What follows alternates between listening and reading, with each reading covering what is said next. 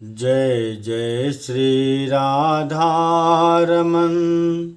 जय जय नवल किशोर, जय गोपी चित चोर प्रभु, जय जय माखन चोर। तो अब आइए श्रीमद्भागवत महापुराण के द्वितीय स्कंद का 9वां अध्याय को सुनते हैं। ब्रह्मा जी का भागवत धाम दर्शन और भगवान के द्वारा उन्हें चतुश्लोकी भागवत का उपदेश। श्री सुखदेव जी ने कहा, परीक्षित, जैसे स्वप्न में देखे जाने वाले पदार्थों के साथ उसे देखने वाले का कोई संबंध नहीं होता, वैसे ही देहादि से अतीत अनुभव स्वरूप आत्मा का माया के बिना दृश्य पदार्थों के साथ कोई संबंध नहीं हो सकता। विविध रूप वाली माया के कारण वह विविध रूप वाला प्रतीत होता है, और जब उसके गुणों में रम जाता है तब यह मैं हूँ और यह मेरा है, इस प्रकार मानने लगता है। किंतु जब यह गुणों को क्षुब्ध करने वाले काल और मोह उत्पन्न करने वाली माया, इन दोनों से परे अपने अनंत स्वरूप में मोह रहित होकर रमन करने लगता है, आत्माराम हो जाता है, तब यह मैं मेरा का भाव छोड़कर पूर्ण उदासीन गुणातीत हो जाता है। ब्रह्मा जी की निष्कपट तपस्या से प्रसन्न होकर भगवान ने उन्हें अपने रूप का दर्शन कराया और आत्म तत्व के ज्ञान के लिए उन्हें परम सत्य परमार्थ वस्तु का उपदेश किया। तीनों लोकों के परम गुरु आदिदेव ब्रह्मा जी अपने जन्म स्थान कमल पर बैठकर सृष्टि करने की इच्छा से विचार करने लगे, परंतु जिस ज्ञान दृष्टि से सृष्टि का निर्माण हो सकता था और जो सृष्टि व्यापार के लिए वांछनीय है, वह दृष्टि उन्हें प्राप्त नहीं हुई।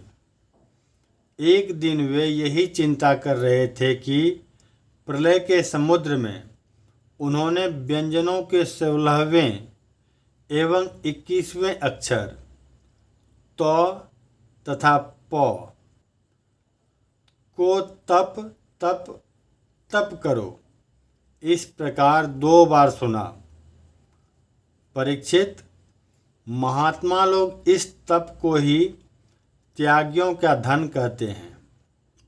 यह सुनकर ब्रह्मा जी ने वक्ता को देखने की इच्छा से चारों ओर देखा, परंतु वहाँ दूसरा कोई दिखाई न पड़ा।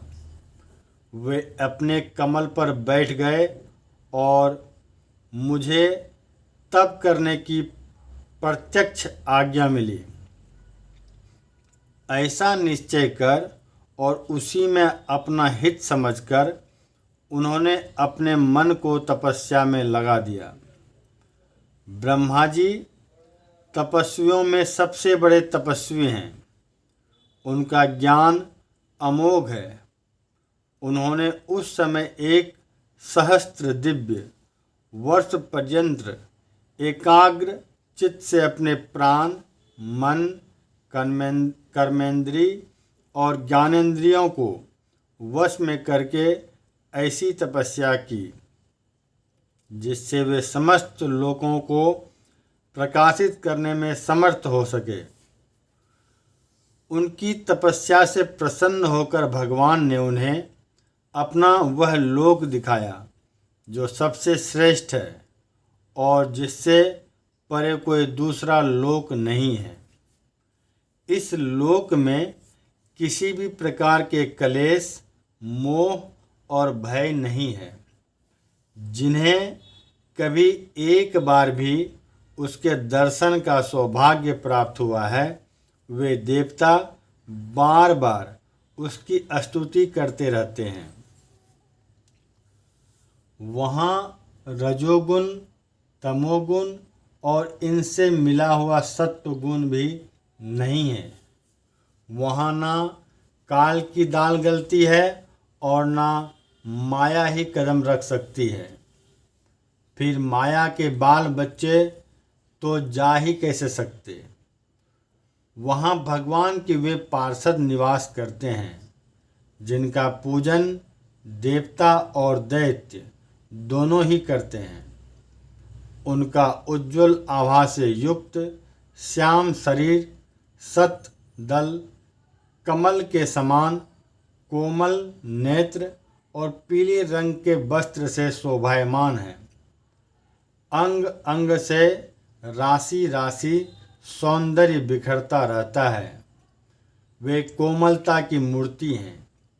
सभी के चार चार भुजाएं हैं। वे स्वयं तो अत्यंत तेजस्वी हैं ही, मणि जटित स्वर्ण के प्रभामय आभूषण भी धारण किए रहते हैं। उनकी छवि मूंगे, बेदुरी मणि और कमल के उज्ज्वल तंतु के समान है। उनके कानों में कुंडल, मस्तक पर मुकुट और कंठ में मालाएं शोभायमान हैं। जिस प्रकार आकाश बिजली सहित बादलों से शोभायमान होता है, वैसे ही वह लोक मनोहर कामिनियों की कांति से युक्त महात्माओं के दिव्य तेजोमय विमानों से स्थान स्थान पर सुशोभित होता रहता है। उस वैकुंठ लोक में लक्ष्मी जी सुंदर रूप धारण करके अपनी विविध विभूतियों के द्वारा भगवान के चरण कमलों की अनेकों प्रकार से सेवा करती रहती है। कभी कभी जब वे झूले पर बैठकर अपने प्रियतम भगवान की लीलाओं का गायन करने लगती है, तब उनके सौंदर्य और सुरभि से उत्पन्न होकर भौरें स्वयं उन लक्ष्मी जी का गुणगान करने लगते हैं। ब्रह्मा जी ने देखा कि उस दिव्य लोक में समस्त भक्तों के रक्षक लक्ष्मीपति, यज्ञपति और विश्वपति भगवान विराजमान हैं। सुनंद, नंद, प्रबल और अहर्ण आदि मुख्य मुख्य पार्षदगण उन प्रभु की सेवा कर रहे हैं। उनका मुख कमल प्रसाद मधुर मुस्कान से युक्त है। आँखों में लाल लाल डोरियां हैं। बड़ी मोहक और मधुर चितवन है। ऐसा ज्ञान पड़ता है कि अभी अभी अपने प्रेमी भक्त को अपना सर्वस्व दे देंगे। सिर पर मुकुट, कानों में कुंडल और कंधे पर पीतांबर जगमगा रहे हैं। वक्ष स्थल पर एक सुनहरी रेखा के रूप में श्री लक्ष्मी जी विराजमान हैं और सुंदर चार भुजाएं हैं। वे एक सर्वोत्तम और बहुमूल्य आसन पर विराजमान हैं।